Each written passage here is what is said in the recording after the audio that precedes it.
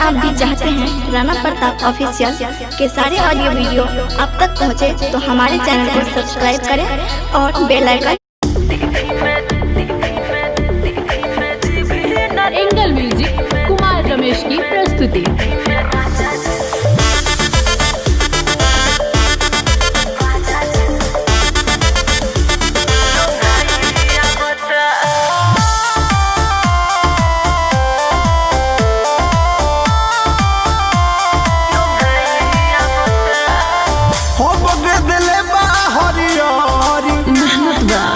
मन कर बोकाल खचोरी सच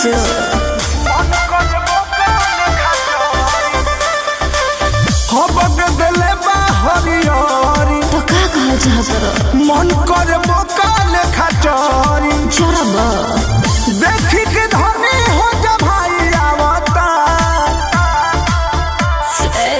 देवी में जीभी न लगाई। काहे रे ऐसे काहे बोलता रे?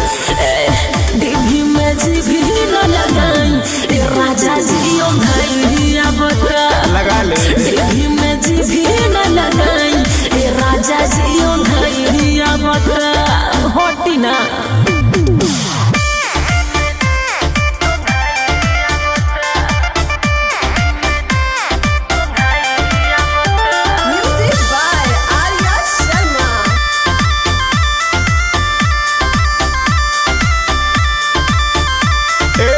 मन कर तारू अनियाई आदत दिहालू लगाई। अरे तो छूट जाए जाबो जी तो खेत हमार बोले हो हाले खाद खरी डाले के बा एहो राजकाल है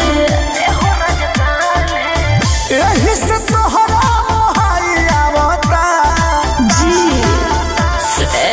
देवी में जीभी न लगाई। हाँ देवी में जीभी न लगाई राजा जी भैया बता। देवी में जीभी न लगाई राजा जी भैया बता सोइए ना।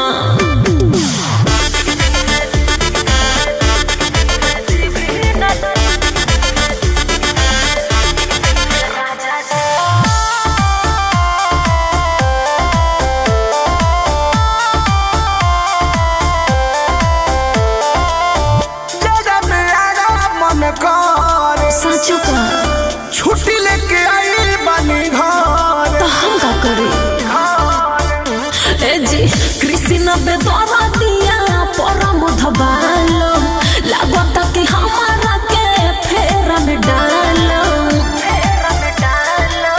धीरे धीरे मन अरुबाई आवता तो पानी मारिए देवी में जीभी न लगाई।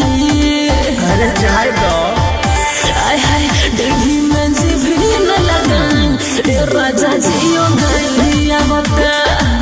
देवी में जीभी न लगाई राजा जी ओ भैया बता। हबक दिले बाहरियोरी तो का कह चाहत मन कर बोकाल खचोरी चरब देखी के धनी हो जा भाई आवता देवी में जीभी न लगाई। काहे रे ऐसे काहे बोलता रे? देवी में जीभी न लगाई राजा जी ओ भैया बता। लगा ले। देवी